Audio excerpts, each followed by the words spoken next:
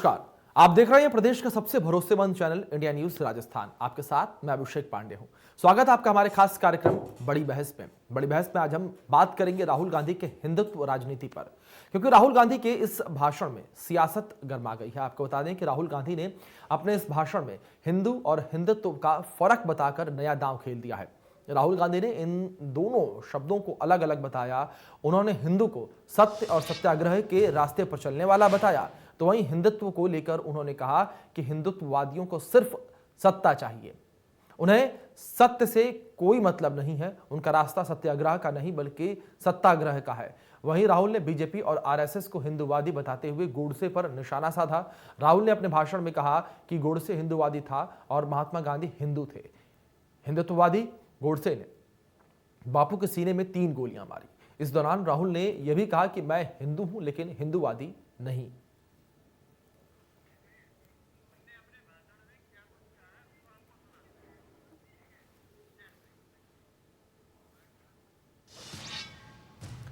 तो वहीं राहुल गांधी ने अपने भाषण में क्या कुछ कहा है, पहले आपको वो सुनवाते हैं। भाई और बहनों, महात्मा गांधी हिंदू, सही बोला? महात्मा गांधी हिंदू, गोडसे हिंदुत्ववादी।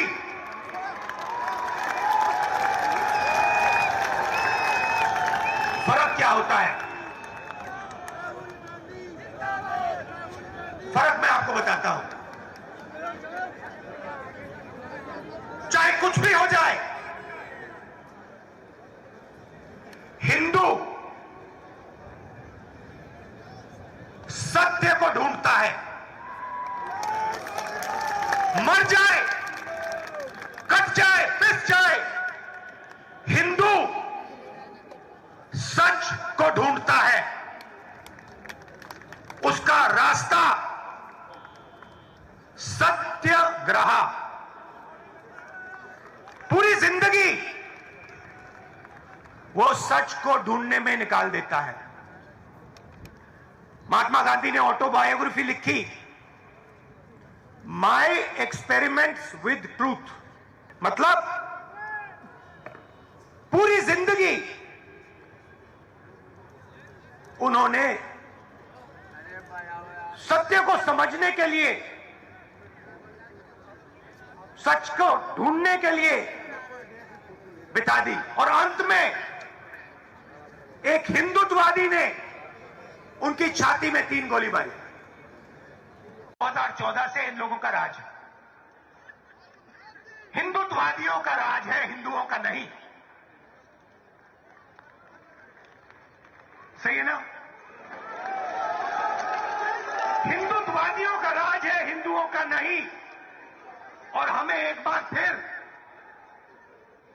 इन हिंदुत्ववादियों को बाहर निकालना है और एक बार फिर हिंदुओं का राज लाना है। हिंदू कौन? जो सबसे गले लगता है। हिंदू कौन? जो किसी से नहीं डरता है। हिंदू कौन? जो हर धर्म का आदर करता है, वो है हिंदू। आप हमारे कोई भी शास्त्र पढ़ लीजिए, रामायण पढ़िए, महाभारत पढ़िए, गीता पढ़िए, उपनिषद पढ़िए, मुझे दिखा दीजिए कहां लिखा है कि किसी गरीब को मारना है। कहां लिखा है किसी कमजोर व्यक्ति को कुचलना है? कहां लिखा है? मुझे दिखा दो। कहीं नहीं लिखा। भाई और बहनों, हिंदुत्ववादी अपनी पूरी जिंदगी सत्ता को खोजने में डाल देता है, लगा देता है। उसको सत्य से कुछ लेना देना नहीं, उसे सिर्फ सत्ता चाहिए और सत्ता के लिए वो कुछ भी कर डालेगा। किसी को मार देगा, कुछ भी बोल देगा, जला देगा, काट देगा, पीट देगा, मार देगा, उसे सत्ता चाहिए। उसका रास्ता सत्याग्रह नहीं, उसका रास्ता सत्याग्रह है। तो वहीं राहुल गांधी के बयान पर वार पलटवार भी शुरू हो चुका है। बीजेपी प्रदेश अध्यक्ष सतीश पूनिया ने राहुल गांधी पर पलटवार करते हुए हिंदुओं की गलत व्याख्या करने का आरोप लगा दिया और वहीं उपनेता प्रतिपक्ष ने भी राहुल गांधी पर जमकर निशाना साधा है। कांग्रेस प्रदेश अध्यक्ष गोविंद डोटासरा ने बीजेपी पर पलटवार करते हुए 2024 में बीजेपी सरकार के जाने की बात कह दी। आपको नेताओं के बयान सुनवाते हैं। महंगाई पे कम नहीं बोले, महंगाई हटाओ रैली का राष्ट्रीय स्तर पर राजस्थान से यहां से शंखनाद होना केंद्र की सरकार के खिलाफ और उनकी पतन की शुरुआत होना, इससे ज्यादा संदेश कोई दे नहीं सकता, इससे ज्यादा संदेश कोई जा नहीं सकता, इससे बड़ी कोई बात नहीं हो सकती। अब भी अगर ये नहीं समझे तो जैसे देश से माफी किसान 3 काले कानूनों के लिए मोदी ने मांगी है, उसके बाद में 2024 में सत्ता से हटने के बाद में देश के लोगों से माफी मांगने के अलावा कुछ नहीं बचा हुआ। किसानों की आमदनी दोगुनी करने की बात करते थे, उसका क्या हुआ? जो विकासशील से विकसित राष्ट्र बनाने की बात करते थे, उसका क्या हुआ? महंगाई पे काबू पाने की बात करते थे, उसका क्या हुआ? उन बातों का जवाब नहीं दे रहे हैं ये। राहुल गांधी जी जयपुर आए लेकिन न किसानों को कुछ दे के गए, न बेरोजगारों को, न महिलाओं की अस्मत की सुरक्षा के बारे में बोला। उल्टे हिंदू और हिंदुत्ववादी ये अजीबोगरीब सी व्याख्या की। सब जानते हैं हिंदू जीवन पद्धति है और हिंदुत्ववादी होना ये किसी भी भारतीय के लिए, हिंदू के लिए, भारत के जाए के लिए गर्व का विषय है। हिंदूवादी थे महाराणा प्रताप, हिंदूवादी थे शिवाजी जिन्होंने मुगलों के खिलाफ संघर्ष किया। बहुत सारे ऐसे नाम और अनाम शहीद थे जिन्होंने अंग्रेजों के खिलाफ संघर्ष किया। तो इस अजीबोगरीब व्याख्या का, इस भाषण के अंश का क्या तारतम्य था मैं समझ नहीं पाया। हमेशा अजीबोगरीब बात करते हैं, उसी का एक उदाहरण फिर से उन्होंने पेश किया। ये सबको गर्व है हिंदू होने का, हिंदूवादी होने का। उन्होंने जिस तरीके से विभाजित करने की कोशिश की, ऐसा लगता है कि वो हिंदू के खिलाफ हैं, हिंदुत्ववाद के खिलाफ हैं, राष्ट्रवाद के खिलाफ हैं और राजस्थान की जनता को बेहद निराशा हुई। कांग्रेस के बड़े नेता राहुल गांधी लगभग 30 मिनट उन्होंने भाषण दिया और 18 मिनट अपना भाषण उन्होंने हिंदू और हिंदुत्व की परिभाषा पर दिया। 2005 में जब पूरे देश के अंदर यह बहस चली थी, तब संवैधानिक पीठ ने कहा था हिंदू और हिंदुत्व इन दोनों शब्दों में ये जीवन शैली के साथ जुड़े हुए शब्द हैं और उस समय सर्वोच्च न्यायालय की संवैधानिक पीठ ने कहा था कि हिंदुत्व को आतंकवादी और कट्टरपंथियों के साथ जोड़कर नहीं उसकी व्याख्या की जानी चाहिए। नई व्याख्या उन्होंने की। पूरे भाषण में अपने आप को हिंदू प्रमाणित करने के लिए बार बार उन्होंने बातें कही। महात्मा गांधी जी से लेकर नाथूराम गोडसे तक की बात कही। चलिए बड़ी बहस को आगे बढ़ाएंगे और हमारे साथ हमारे गेस्ट जो हैं जुड़ चुके हैं। राजेंद्र आर्य जी जुड़े हैं जो कि कांग्रेस से नेता है और सुरेश गर्ग जुड़े हैं जो कि भारतीय जनता पार्टी से नेता है। आप दोनों लोगों का बहुत बहुत स्वागत है इंडिया न्यूज राजस्थान पर। पहला सवाल यहाँ पर सत्ता पक्ष राजेंद्र आर्य से। राजेंद्र जी, जिस तरीके से हम सभी ने राहुल गांधी के बयान को सुना, ये बयान ऐसी रैली में आया जो रैली महंगाई को लेकर थी, महंगाई के विरोध में थी और केंद्र सरकार पर निशाना साधने के लेकर थी, महंगाई को लेकर। लेकिन यहाँ पर हिंदू पॉइंट कैसे उठ गया? यहाँ पर राजनीति जो है वो कैसे पहुंच गई हिंदूवादी पर और हिंदुत्व पर? देखिए अभिषेक जी, इस सरकार को और जो ये केंद्र में मोदी सरकार है उसको आईना दिखाना बहुत जरूरी है जी। ये जिस तरीके से इस देश के बहुसंख्यों का जो मतलब मानसिक शोषण कर रहे हैं, भावनात्मक शोषण कर रहे हैं, इसलिए उनको आईना दिखाना बहुत जरूरी है। मैं यहां बताना चाहता हूं कि आजादी से पहले जी, मतलब मुस्लिम लीग के साथ सरकार बनाने वाले, आजादी से पहले अंग्रेजों के साथ मिलकर जी आजादी का विरोध करने वाले, उनको मुखबरी करने वाले, जो स्वतंत्र सेनानियों के खिलाफ मतलब उनको सूचनाएं देने वाले और संविधान का विरोध करने वाले। मैं आपको बताना चाहता हूं 11 दिसंबर 1949 को बाबा साहब भीमराव अंबेडकर का पुतला फूका और इन्होंने कहा, इनके वीर सावरकर ने कहा कि ये जो संविधान है ये संविधान हिंदुस्तान का नहीं हो सकता। और आज ये संविधान की बात करते हैं या लोकतंत्र की बात करते हैं, ये लोकतंत्र के विरोधी है, ये संविधान के विरोधी है। इनका किसी से कुछ लेना देना नहीं है। इनको सिर्फ वोट के लिए ये जो मुद्दा बनाते हैं हिंदुत्व का। और राहुल गांधी ने क्या गलत कहा, मैं आपसे पूछना चाहता हूं। उन्होंने कहा कि हिंदू, महात्मा गांधी हिंदू, लेकिन गॉड से हिंदुत्ववादी। तो महात्मा गांधी के सीने में गोलियां किसने उतारी ना कि रैली का हिंदू और हिंदुत्व से कोई लेना देना नहीं। उन्होंने कहा कि देखिए सर, 2014 की बात हो चाहे 2019 की बात हो, ये कभी भी मुद्दों के ऊपर चुनाव नहीं लड़ी ये सरकार, मोदी सरकार। हमेशा से ही इन्होंने मतलब तुष्टीकरण की राजनीति की, बहुसंख्यकों को भड़काने की बात की। मुझे एक बात बताइए, इस देश में 500 साल मुगलों का राज रहा, हिंदू धर्म कभी खतरे में नहीं पड़ा। 150 साल अंग्रेजों का राज रहा, हिंदू धर्म कभी खतरे में नहीं पड़ा। ये हमारा देश वसुधैव कुटुंबकम की अवधारणा पे चलता है, सभी धर्मों का सम्मान करता है। राहुल गांधी ने बहुत अच्छी बात कही कि मैं हिंदू और मुझे हिंदू होने पे गर्व है। तो आज इनके मुंह से ये बातें अच्छी नहीं लगती। ये गांधी के हत्यारे का पूजा करते हैं। आज इस बात का जवाब चाहिए। और वसुधैव कुटुंबकम की जो हमारी अवधारणा है, हम सत्यम शिवम सुंदरम की अवधारणा में विश्वास करते हैं। सत्य ही शिव है और शिव ही सुंदर है।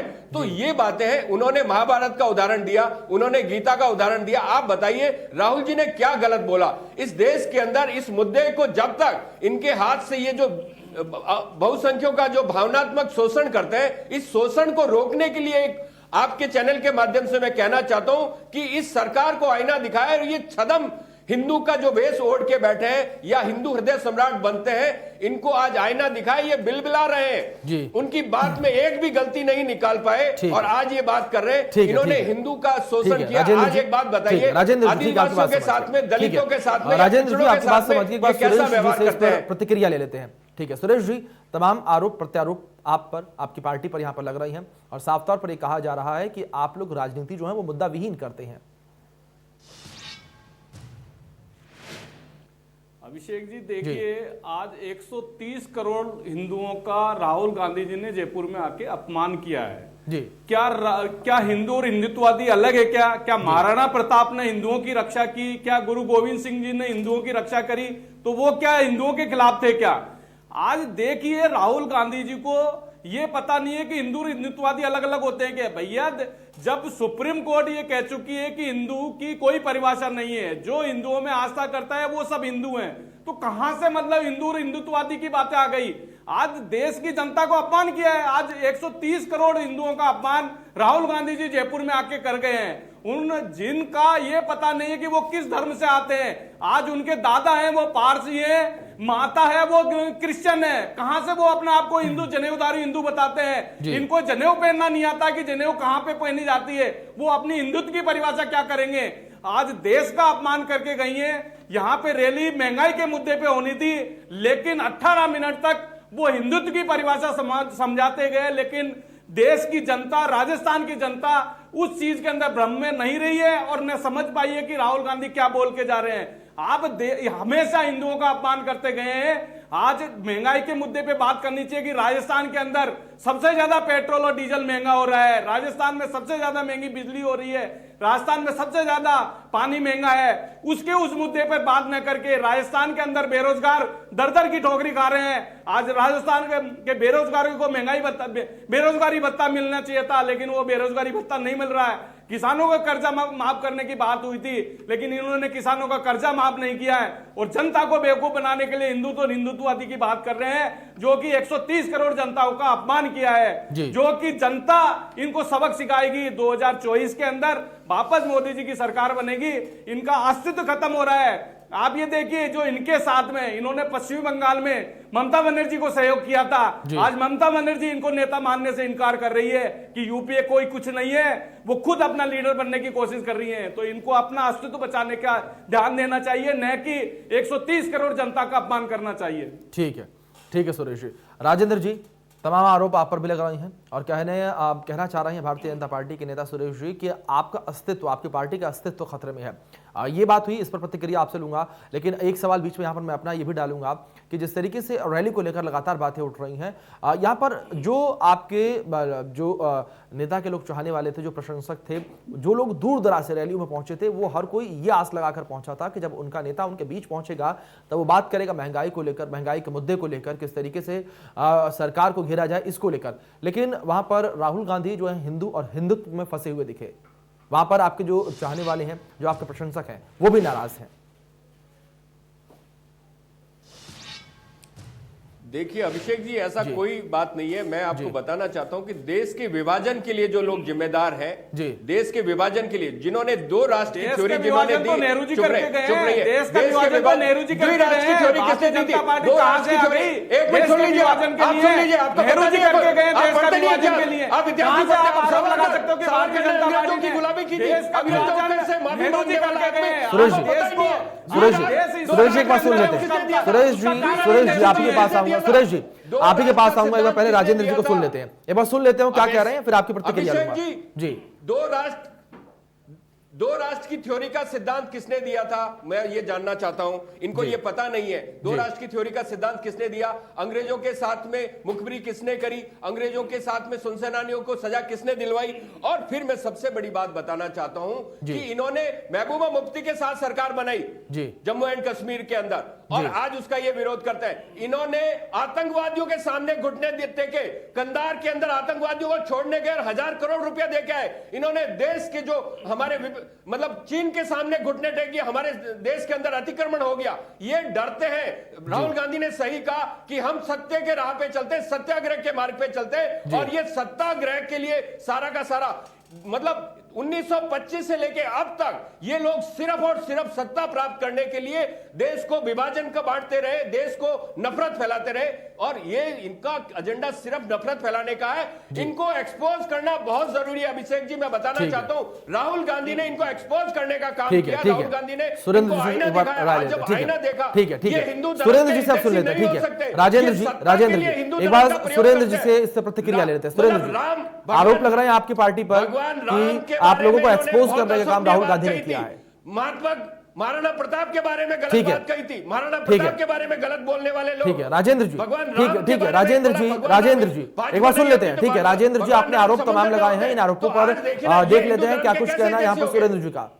ठीक है सुरेंद्र जी, किस तरीके से जवाब देंगे आप? अभिषेक जी, मुझे तो हंसी आती है इनकी बातों पे जी। जो हिंदुस्तान की रक्षा करने के लिए वीर सावरकर जी ने अपना त्याग किया। अरे माफी मांगने वाला वीर कब से हो गया? आप ये देखिए कि आपने हिंदुओं के साथ में क्या किया है, हमेशा हिंदुओं के ऊपर अत्याचार किया है। आज हिंदुस्तान के हिंदुओं के ऊपर अत्याचार किया है। राजेंद्र जी एक बार सुन लीजिए। राजेंद्र जी एक बार सुन लीजिए आप सुरेंद्र जी को, तो आपको भी अपनी बात कहने में आसानी होगी, आप भी अपना पक्ष आसानी से रख पाएंगे। राजेंद्र जी ठीक है। राजेंद्र जी तमाम सवाल मेरे पास भी हैं। राजेंद्र जी तमाम सवाल मेरे पास भी हैं, मैं चाहूं तो आपको भी दे सकता हूं, लेकिन यहां पर सुन लीजिए। चर्चा जितनी विनम्रता से उतना बेहतर होगा। जी सुरेश जी। अभिषेक जी मैं ये कहना चाहता हूं कि आज कांग्रेस की क्या दुर्गति हुई है। आज विपक्ष का नेता मानने के लिए जो इनकी विपक्षी पार्टियां हैं, वो विपक्ष का नेता मानने से इनकार कर दिया है। आज देश के अंदर हिंदुओं का अपमान जितना कांग्रेस करती है ना, वो कितना कुछ भी नहीं करती है। आज इंडिया के बाहर, आज पाकिस्तान, अफगानिस्तान और बांग्लादेश के अंदर हिंदुओं की क्या स्थिति रही है, इनकी दुर्गति की, इन्होंने विभाजन की वजह से आज जहां पर 20% की पॉपुलेशन पाकिस्तान में हुआ करती थी, वहां पर 1% हिंदू रह गए हैं। जहां पे अफगानिस्तान के अंदर हिंदू हैं, उनके ऊपर कितना अत्याचार हो रहा है, बांग्लादेश के अंदर हिंदुओं पर कितना अत्याचार हो रहा है, लेकिन ये कभी हिंदुओं की रक्षा के लिए नहीं बोलेंगे। आज राजस्थान में आगे महंगाई के मुद्दे पर बिल्कुल भी नहीं बोल के राजस्थान की जनता का अपमान किया है कि आज राजस्थान के अंदर महंगाई कितनी बढ़ी हुई है। आज 23.5% राजस्थान के अंदर बेरोजगारी है, लेकिन उसके ऊपर बात नहीं की है, और हिंदुओं का अपमान किया है, 130 करोड़ जनता का अपमान किया है। और जो आज भारतीय जनता पार्टी हिंदुओं की रक्षा के लिए खड़ी हुई है, वो निरंतर खड़ी रहेगी। भारतीय जनता पार्टी अपनी रक्षा कर ले, भारतीय जनता पार्टी अपनी रक्षा कर ले, हिंदुओं की रक्षा कर ले। जनता सुरेश जी ठीक है, नहीं एक आएगी। बार राजेंद्र जी का रुक। राजेंद्र जी हिंदुस्तान जिस की तरीके जनता से आने वाले कांग्रेस की समय में बातों में 5 नहीं राज्यों में आएगी, चुनाव है और इन 5 राज्यों के चुनाव से ठीक पहले राहुल गांधी का ये बयान, क्या अब ये माना इसका मायने निकाले जाएं कि राहुल गांधी जो हिंदू और हिंदुत्व करके अब मुकाबला करेंगे भारतीय जनता पार्टी का? अभिषेक जी, यहाँ ये बताना बहुत जरूरी है कि भारतीय जनता पार्टी ने हिंदुओं का ठेका नहीं ले रखा। उनको आईना दिखाया राहुल गांधी ने, उनको कहा कि हिंदू होना गर्व की बात है, लेकिन हिंदुत्ववादी या गॉड से होना गुनाह है। इस बात के लिए कहा नफरत फैलाना गुनाह है, मतलब गर्भवती महिलाओं के गर्भ चीरना गुनाह है। उनके लिए यह कहना कि मतलब कब्रिस्तान से निकालकर उनके साथ बलात्कार किया जाएगा, यह गुनाह है। बलात्कार करना, इनके बलात्कार करने के इनके नेताओं ने बलात्कार किए। और जो भी है, मतलब दलितों के साथ उत्पीड़न की बात हो, चाहे आदिवासियों की जमीन छीनने की बात हो, ये किस हिंदुत्व की बात करते हैं? मतलब ऊना के अंदर दलित लड़कों को सरेआम पीटा गया। सबसे ज्यादा अत्याचार अगर दलितों पे हो रहे हैं तो वो राजस्थान के अंदर हो रहे हैं। इन्होंने इनके आज हिंदुस्तान के अंदर सबसे ज्यादा अत्याचार हो रहे हैं वो राजस्थान के अंदर हो रहे हैं। गौरक्षक के नाम पे जो गुंडागर्दी चल रही है, प्रधानमंत्री ने खुद कहा गौरक्षक के नाम पे जो गुंडागर्दी चल रही है वो रुकनी चाहिए। तो इन्होंने दलितों के साथ उत्पीड़न किया गौ रक्षा के नाम पर। तो आज बताना चाहता हूँ ये कैसे हिंदुत्व की बात करते हैं, जब ये पिछड़ों के साथ भेदभाव करते हैं, दलितों की उत्पीड़न करते हैं और आदिवासियों की जमीन छीनते हैं, तो ये कैसे हिंदुत्व की बात करते हैं? और हिंदुत्व, मुझे लगता है कि दोनों अलग चीजें हैं। अलग नहीं है, ये ठेका नहीं ले रखा। इन्होंने धर्म के नाम पर वोट मांगते हैं, इनको आईना दिखाना बहुत जरूरी है। इन्होंने आदिवासियों की जमीनें हड़पी, इस बात का अपने कॉर्पोरेट मित्रों को जमीनें दे दी। पता नहीं है, ये इतिहास नहीं पढ़ते, इनको पता नहीं है, ये लोग इतिहास नहीं पढ़ते। इतिहास पढ़ना चाहिए इनको और देखना चाहिए कि इनके लोग संविधान का विरोध करते थे, इनके लोग बाबा साहब का विरोध करते थे, इनके लोग देश की आजादी का विरोध करते थे, इनके लोग मुस्लिम लीग के साथ मिलकर सरकार समय कम है, राजेंद्र जी समय कम है। सुरेश जी फटाफट आपका रिएक्शन लूंगा, इन लोगों को फटाफट आपका रिएक्शन लूंगा, क्या कहेंगे आप? आरोप लगे तमाम। अभिषेक जी, इनके आरोपों में बिल्कुल भी दम नहीं है। अरे बता दीजिए ना, विभाजन के लिए कौन जिम्मेदार? राजेंद्र जी सुनिए, समय कम है। राजेंद्र जी सुनिए, दलितों के ऊपर सबसे ज्यादा अत्याचार जो हो रहे हैं गांधी की राजस्थान में हो रहे हैं। गांधी कांग्रेस की सरकार राजस्थान में और दलितों का अत्याचार राजस्थान के अंदर हो रहे हैं। कितने महिलाओं के साथ बलात्कार हो रहे हैं राजस्थान में, सबसे ज्यादा बलात्कार हो रहे हैं। हिंदुत्व के कैसे हिंदुत्व की रक्षा की बात नहीं हो सकते? सबसे ज्यादा हिंदू से बड़े हिंदू कांग्रेस के शासनकाल में रहा है। सिलसिला लगातार जारी रहेगा, लेकिन हम मैं यहाँ पर यही कहूंगा कि जो जनता है उसकी सेवा में कोई कमी नहीं रहनी चाहिए और जनता के सरोकार की बातें जो है वो लगातार होती रहनी चाहिए। राजेंद्र जी, सुरेश जी, आप दोनों लोगों का बहुत बहुत शुक्रिया, आप हमारे साथ जुड़े, आपने अपना कीमती समय इंडिया न्यूज राजस्थान को दिया। और चर्चा के अंत में आप सभी से यही कहूंगा कि जिस तरीके से राहुल गांधी का बयान सामने आया, इसके बाद से लगातार जो है आरोप प्रत्यारोप का सिलसिला जारी है, लेकिन यहाँ पर यह भी जरूरी है कि जनता के सरोकार की जो बातें हैं, जो उनके मुद्दे हैं सरोकार के, वो पीछे न रह जाएं, वो भी उठने लगातार जरूरी है। फिलहाल चर्चा पर विराम लगाएंगे। धन्यवाद।